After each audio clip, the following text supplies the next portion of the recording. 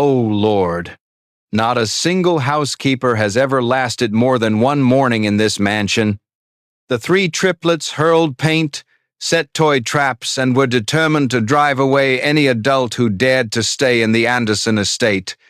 All of it was just to protect the pain they could never put into words, the loss of their mother in a car accident. 1 year after the sudden death of his wife, tech entrepreneur David Anderson had become a shadow of himself inside the very seaside mansion in San Diego. Yet the deepest wound of all came from his three children triplets, Noah, Nathan, and Natalie, only 9 years old, who had turned the house into a battlefield of defiance and silence. No laughter, no light. Until Jasmine Reed, a stranger with resolute eyes, stepped through that door, and on her very first morning, something no one believed could ever happen, happened. No housekeeper had ever lasted more than a single morning inside the Anderson mansion. The hurried footsteps, the slamming doors, and the weary shakes of the head had become a familiar refrain.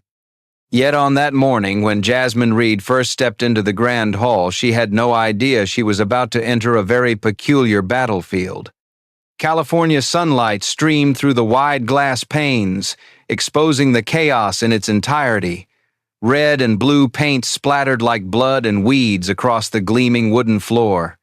Toy cars scattered like wrecked vehicles on a highway.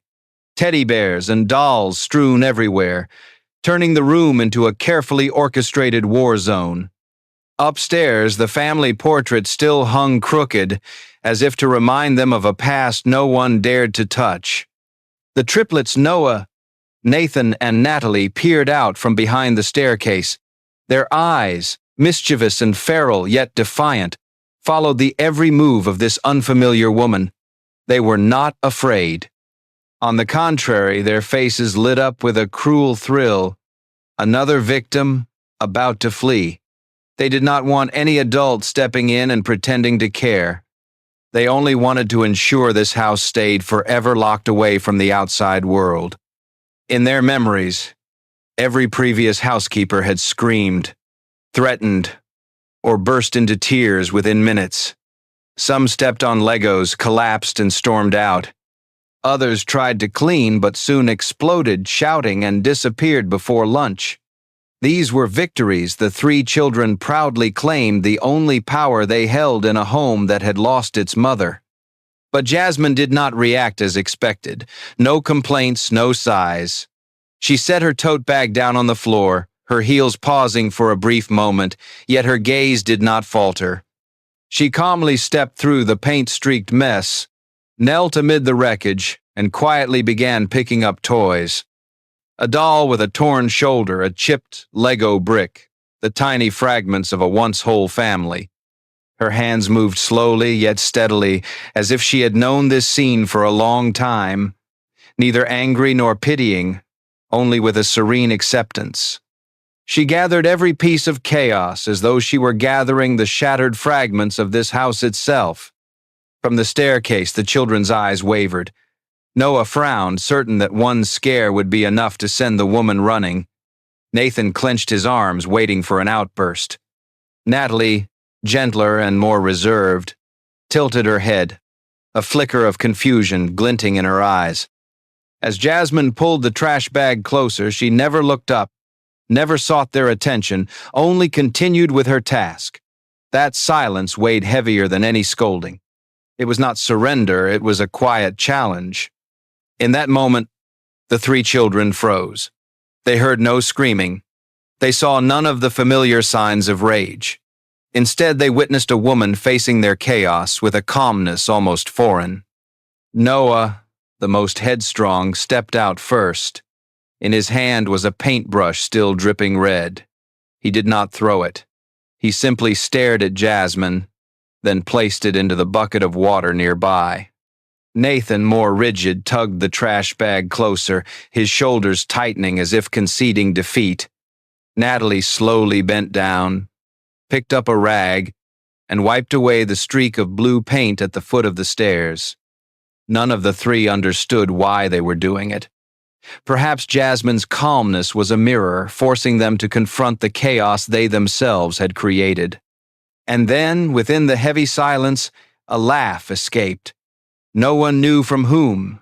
Maybe Noah, maybe Nathan, or perhaps Natalie herself. A short, breathy giggle, but it echoed through a room that had stood silent for months. Jasmine did not look up, did not claim victory. She simply kept wiping away a streak of red paint, her lips curling into a faint smile. No applause, no praise, but something had shifted. The room was no longer a battlefield. It had become the beginning of a fragile experiment. An experiment to see whether a broken family could rediscover laughter. And this was only the first day. Could a stranger accomplish what their powerful father had failed to do for months? All right, my dear audience. Pause for a moment, hit that subscribe button, or drop a 1 in the comments if you find this story intriguing and want to hear more. The first lunch inside the Anderson house was usually a time of silence and heaviness. The long dining table felt cold, the empty chairs emphasized the absence, and the plates of food grew cold because no one would lift a fork. Since the day Emily passed away, the kitchen, once filled with laughter, had become a place that preserved suffocating silence. But that day, Jasmine did something different. She didn't cook complicated dishes, nor did she try to replicate the familiar flavors tied to the children's memories of their mother. Instead, she chose the simplest thing of all: golden grilled cheese sandwiches. The bread was toasted just enough to crisp and char slightly around the edges, brushed with garlic butter and sprinkled with a touch of sea salt. A warm, savory fragrance filled the kitchen, drawing the cautious, curious glances of 3 pairs of eyes that still tried to look away. Jasmine did not invite, nor did she urge. She simply placed the plate of sandwiches on the table, gently slid a napkin beside it. On the napkin, in neat handwriting, she had written one simple sentence: "You don't have to like it, but you will never have to eat alone in this kitchen." Silence blanketed the room. Noah stared at the words, as if trying to uncover some hidden meaning. Nathan frowned, quietly watching the reactions of the other 2. Natalie bit her lip, her gaze flickering between the sandwich and the unfamiliar woman. They were used to challenging, used to adults retreating, but never to this steady, patient presence. In the end, Noah, the most stubborn of the 3, was the first to reach out. He didn't bite immediately, only sniffed it like a suspicious kitten. Then a small piece disappeared into his mouth. He chewed slowly, eyes narrowing as though he wanted to deny the taste. Yet his hand betrayed him, reaching for another bite. Nathan observed, then sighed, pulling a sandwich toward himself. Natalie, hesitant at first, finally reached out and took one too. No one gave praise. There were only slow bites, quiet exchanges of glances, and the unspoken acceptance that, though it wasn't as good as their mother's cooking, it was enough to fill the emptiness in their stomachs. When all 3 plates were empty, Jasmine still did not look up. She simply continued washing the skillet in the sink, leaving the children with a silence that, for once, felt safe. It was not a perfect meal, but it planted something new in the house. The sense that care could come from the smallest of things. Not miracles, not replacements, just presence at the right time and in the right way. After lunch, the children did not run upstairs as usual. They lingered at the kitchen table, doodling on napkins, arguing about whether burnt-edged cheese tasted better or worse. Laughter broke out in sudden bursts, while Jasmine, still sitting at the corner of the table, softly hummed a tune with no name. She knew well, healing never came from grand gestures. It came from quiet moments, from small details that breathed of ordinary life. A warm meal, a handwritten note, a presence that didn't vanish when silence lingered. And within those small fragments, the wall of silence around the children began to crack, letting in light. But the question remained: would those tiny cracks be enough to withstand the heavy darkness that had blanketed the house for the past year? That afternoon, the fading sunlight streamed through the wide glass windows of the Anderson mansion, stretching into pale golden streaks across the wooden floor. The air seemed peaceful, yet inside still lay the fragments of wounds that had not yet healed. Jasmine sat in the middle of the living room, a stack of clean clothes beside her, carefully folding each tiny t-shirt, each pair of children's socks. The triplets, distracted at first, gradually became drawn into the who can fold faster game that she had skillfully turned into an unspoken rule. And then, suddenly, while her hands were still turning a sock over, Jasmine began to hum softly, a simple melody, slow and uncalculated. It wasn't a clear song, just a tune that slipped out, familiar, from somewhere deep in memory. But that sound made the entire room fall still. Noah, busy folding a shirt, froze, his lips biting down until they turned pale. Nathan, who rarely showed emotion, lowered his head, his hands trembling as they held onto the edge of fabric. And Natalie, the most fragile of the three, clutched a small pillow tightly to her chest, her wide eyes brimming with tears. Because that melody was the lullaby Emily, their late mother, used to sing every night before turning off the lights. Each note felt like a strange wind carrying back the scent of memory, awakening an entire sky of moments long gone. Jasmine did not stop. She kept humming, as light as a passing breeze, as if she wanted the space itself to speak in her place.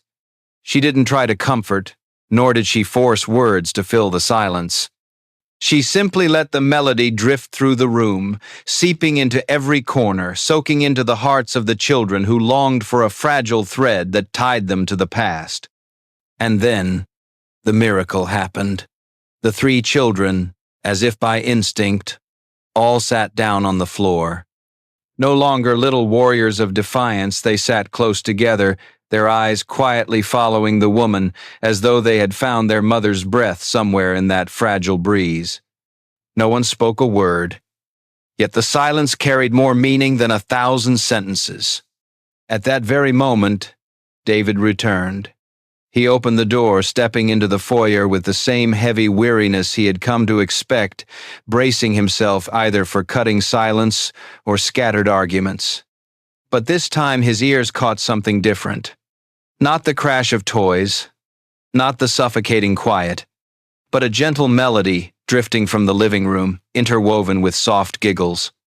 He froze. Each step slowed, his heartbeat quickened.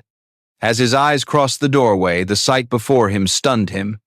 His three children sitting in a circle, their bright eyes lifted toward Jasmine. And she, with a few strands of hair falling loose, humming steadily, as though stitching together a torn piece of memory. David's vision blurred. For the first time in many months, he felt something he thought was gone. Hope. Not a vague, distant hope, but a real one. A fragile, persistent light, weaving its way into the cold emptiness of his heart. He didn't step inside, he only stood at the threshold, quietly witnessing the fragile scene, afraid that the slightest movement might shatter it like an illusion. But in that moment he understood. Perhaps a part of Emily had returned not through a figure, but through the lullaby being carried forward. Jasmine, whether by chance or intention, had opened a door he had never dared to touch. Yet the question lingered. Would this sweet memory become the bridge that carried the family forward? Or would it reopen wounds that threatened to tear them apart once again? That night, the Anderson mansion sank into a thick, heavy silence. No more giggles from the kitchen, no more gentle lullabies drifting through the living room. Only the dim glow of a night lamp spilled out from the hallway, like a fragile promise that the darkness would not swallow everything whole. David walked along the upstairs corridor, intending to check if the three children were asleep, but as he neared Natalie's room, he noticed the door slightly ajar, a faint light seeping out. His heart tightened, for ever since Emily's death, the evenings had been the most fragile hours for the children. He gently pushed the door open, and there, in the corner of the small room, Natalie sat curled up, her tiny arms clutched tightly around an old green sweater, faded and frayed at the seams. Yet despite its wear, it still carried the faint scent of lavender, the familiar fragrance their mother had left behind. Natalie pressed the sweater to her chest, whispering as if to herself, "Don't take my mommy away." David froze, his throat constricting. He knew that sweater Emily had worn it every Sunday morning while baking banana bread in the kitchen, her hair falling loosely over her shoulders, her laughter echoing through the house. That image now lived only in a tattered piece of fabric, and in Natalie's embrace it had become a fragile talisman to hold on to the mother who was gone. Jasmine appeared behind him. She did not ask, nor did she look surprised. She simply stepped quietly into the room, kneeling down to meet Natalie's eyes. She did not snatch the sweater away, did not offer hollow words of comfort. Instead, her hand gently smoothed out a wrinkled fold, her voice soft as a whisper of wind. "I won't take it away. I know what it feels like to hold on to something that still carries the scent of family."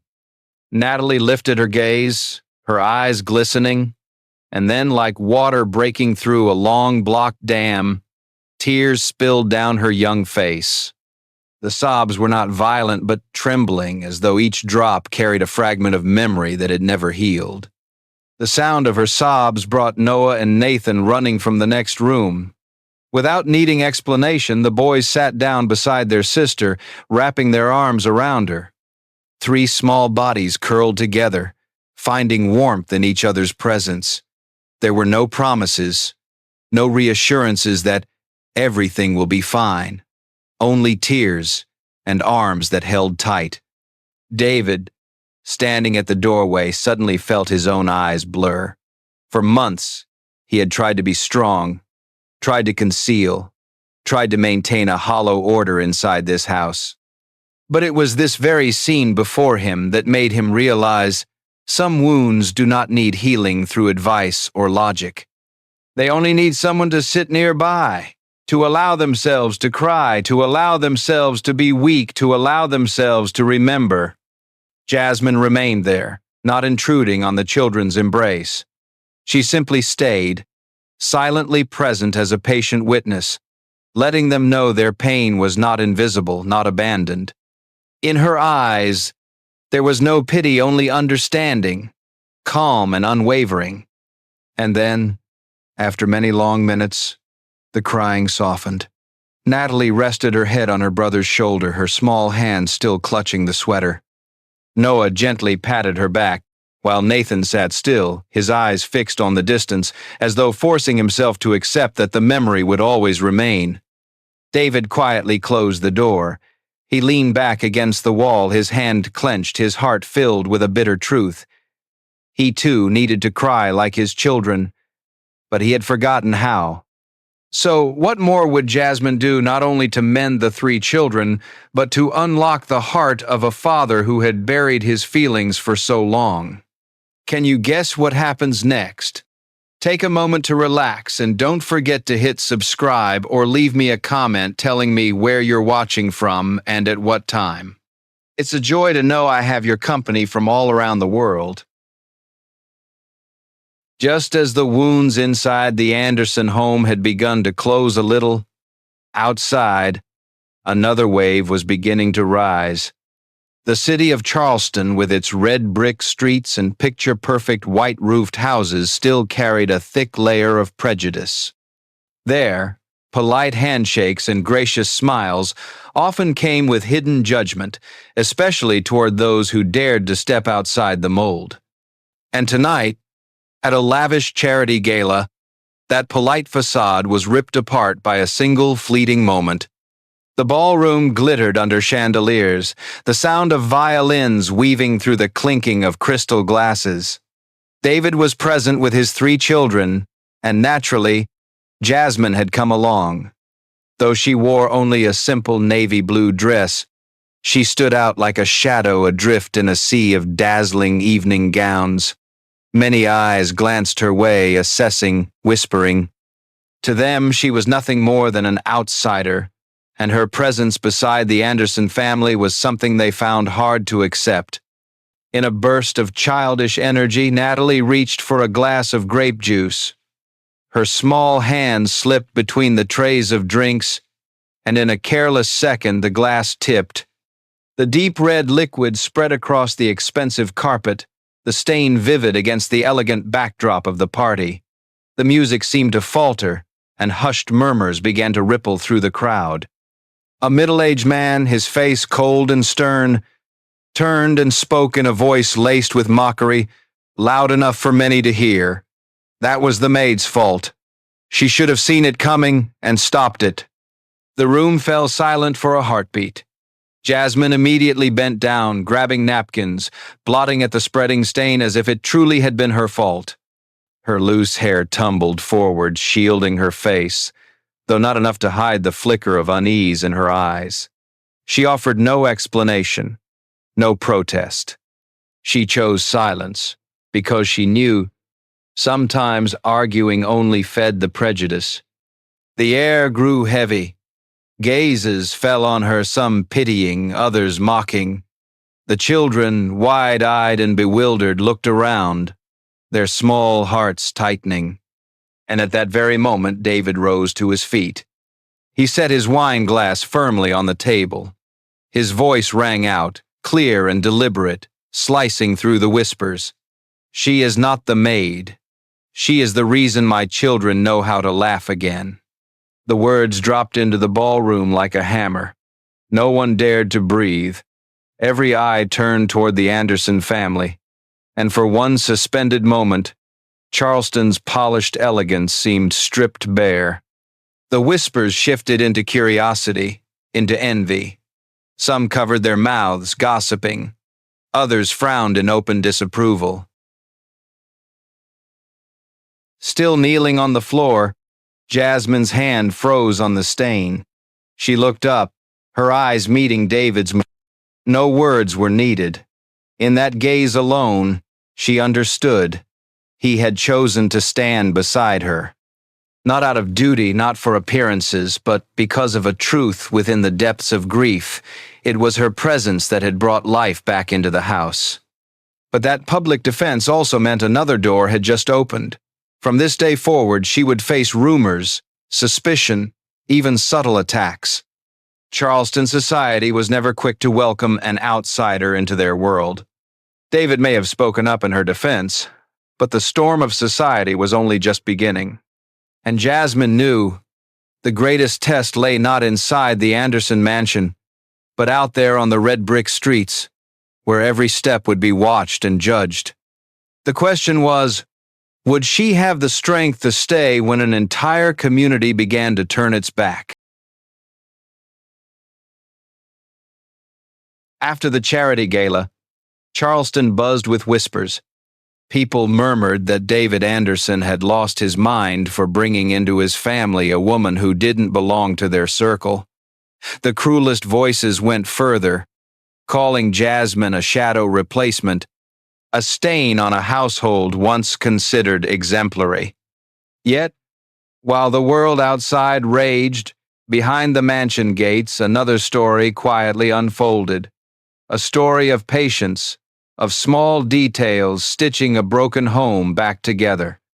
Jasmine chose silence in the face of prejudice, but she did not remain silent before the hearts of the children. She began with the simplest things, like an artisan carefully piecing together fragments of an old painting. In an old drawer, she found a torn family photograph. Each piece of paper, though blurred, still held the outline of a smile, a hand holding another hand. Jasmine quietly put it back together, not perfect, the seams of the paper still visible but whole enough to place in the children's bedroom. When they saw it, none of them spoke, but their eyes lingered on it longer, as if a piece of memory they thought was gone had been returned. For Noah's birthday, Jasmine didn't throw a loud party. Instead, she searched through his old sketchbook and chose a drawing of his mother smiling under the oak tree. She framed the picture and placed it by his bed the next morning. Noah stood still for a long time, his hands trembling as they touched the wooden frame, before turning away to hide his wet eyes. Not a word of thanks, but that night he fell asleep beside the picture, as if he had finally found an anchor. The piano in the living room had long been forbidden territory. Every key was a knife, reminding them of Emily, who had once spent hours playing her favorite melodies. David never touched it, and the children avoided it like a haunting. But Jasmine was different. One rainy afternoon, she laid her hand on the dusty keys. A melody rang out uneven, clumsy. At first, the children hesitated. Then Natalie placed her small hand on a white key, Nathan struck a single note, and Noah added another. Slowly, the three blended together, and the room filled with discordant but vibrant music. For the first time in many months, the living room was no longer a tomb of memories, but a place where memories were reborn. Each small detail, each quiet action became like delicate threads weaving scattered souls back together. From a house once haunted by loss, there now came hesitant notes of piano, scattered laughter, the breath of a love fragile yet unyielding. And David, who so often watched from a distance, began to notice the change within himself. He spent less time shutting himself in his office, more time pausing on the staircase, listening to his children's laughter, sometimes smiling unconsciously when he caught sight of the patched-up family photo. Charleston could continue to whisper. Prejudice could surround them. But within those white stone walls, a home was being reborn day by day. And though nothing Jasmine did was grand, it was those very small acts that rewrote the definition of happiness. Yet the question lingered. Would these fragile fragments be strong enough to withstand the storm of harsh judgment waiting beyond their walls? In the days following the gala, the storm outside continued to press against the Anderson home. Charleston brimmed with whispers, and every time David stepped onto the street, he could feel the weight of prying eyes surrounding him. Yet while the outside world suffocated with prejudice, inside, the mansion slowly warmed with something unexplainable. The clumsy notes on the piano had become an afternoon habit. The scent of baked goods occasionally drifted through the hallways. The patched-up family photos, crooked though they were guarded by the children as treasures. David observed from a distance. He realized the house no longer resembled a mausoleum of memories, but was beginning to feel like a home. Regardless of the rumors outside, within these walls his children were learning to laugh again, learning to sleep without waking in the night from nightmares. And all of that no one else, only Jasmine, had made possible. One weekend night, rain pattered gently against the windows. The night light cast faint shadows on the wall. The three children lay close together in the quiet room, a small fortress of warmth amid the storm. Nathan shifted slightly, his wide eyes glinting in the dark. He whispered, voice trembling like a confession he had never dared to speak, "Don't abandon us again." The words cut through the air like a small blade. Jasmine, sitting beside the bed, froze. In the darkness, Noah lifted himself up, adding softly, his voice halting, "Was Mom only the person who gave birth to us?" An innocent yet heartbreaking question, tangled with memory, loss, and the yearning to be loved. Quietly, Jasmine reached out. She took Nathan's small hand, then wrapped her arms around all three of them. In that embrace, their fragile hearts seemed to find an anchor. Her voice was gentle but steady as a vow. "No, my love, a mother is the one who chooses to stay, and I have chosen you." That moment was like a flame sparking in the dark. Tears fell, not from pain but from release. For the first time in years, the children slept soundly. No sudden jolts awake, no haunting nightmares. David stood in the hallway, his hand pressed against the wall, his eyes burning. He had heard it all, the children's whispers, Jasmine's steady response. And within him, the walls he had built to shield himself suddenly crumbled. He understood now that Jasmine was no longer an outsider, no longer a stranger crossing the threshold.